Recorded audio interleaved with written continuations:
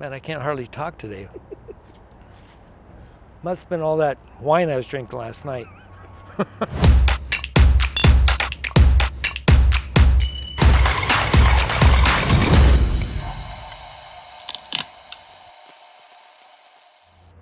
Hi, John Currie at RockJock 4x4.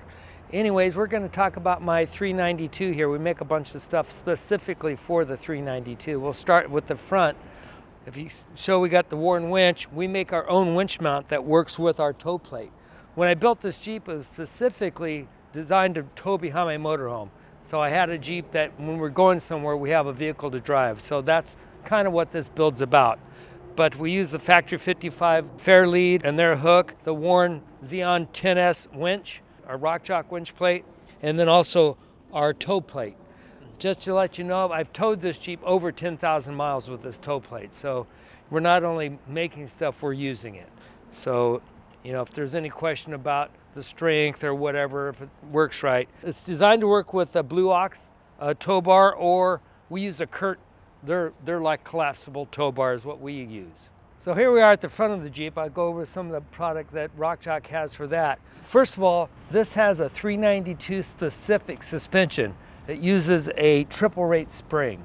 So this suspension was made specifically with the springs, the whole package, just for the 392. So it's not, you know, like our standard suspension modified for a 392. We made a suspension just for the 392. So the triple rate spring, the bump stop, all that is part of the package. This has our high steer system on it for a JLJT. You can see the tie rod is 2 3/4 inches higher than stock, and geometry correction brackets. You can't see it back there. It's got our anti-rock sway bar here on the front. And then paired with this, we're using SDI E-Click shocks, which is another super nice feature. This shock has an off-road mode, it has an on-road mode, and then if you want to really get into it, it has a manual mode. You could actually adjust your shocks with the manual mode. On this particular Jeep, we're using a Currie front diff cover. Their diff cover was designed to work specifically with our high steer, so it has enough clearance. And in the future, we'll have our own front cover. That cover with the RockJock logo on it.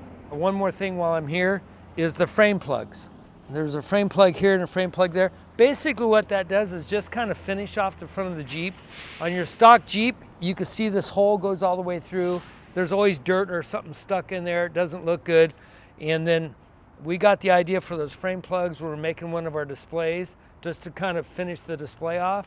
And then we thought that would look nice on the Jeep. So this is made out of a Delron plastic, and it's black. That's the color it comes. So it's not going to change color on you. It's a super hard plastic, and basically you just take and clean up that hole and knock those in. Super easy. Also on the front end here, we're using the RCV front axle, so you can see them here, the orange boot. And then we also got the PSC ram assist steering.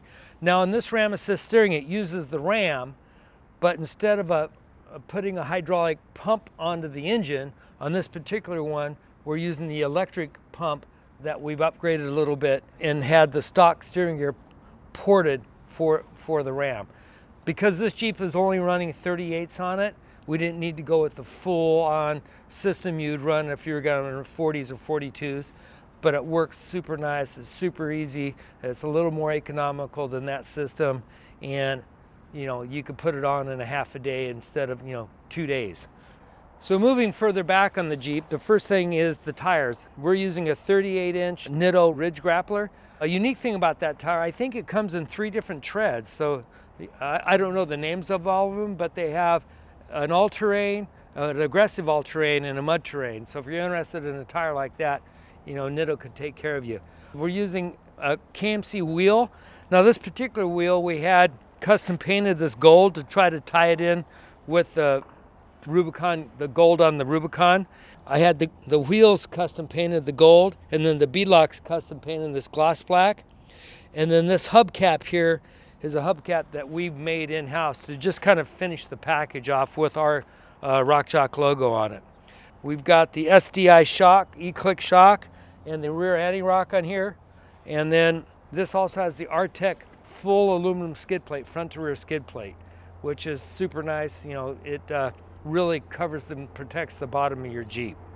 Also in the back, on the rear end, we never mentioned, we actually changed the gearing on this Jeep to 488s for the bigger tires. Put the RCV front axles, but we also got the 300M RCV rear axles. Now for this Jeep on 38s, this is enough if you're not going to really abuse it.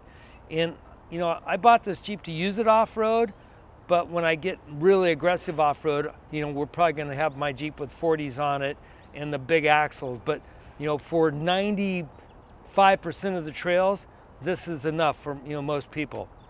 Now back here we've got the full-size spare, and we're using a TerraFlex spare tire carrier. One of the reasons I like this setup is it's super nice. They did a great job on this thing, and it gets the tire up high, and it brings the tire in really close to the tailgate. A lot of the tire carriers will stick that tire might be a couple inches further out away. The TerraFlex keeps everything in there tight, so that's one of the reasons we kind of choose that TerraFlex setup. They got a quick disconnect here to get your tail light or your high tail light out of the way. So it's super nice. So if you're looking for something like that, I'd go to TerraFlex. We did redesign the rear track bar relocation bracket just for the 392. So that's my 392 in a nutshell.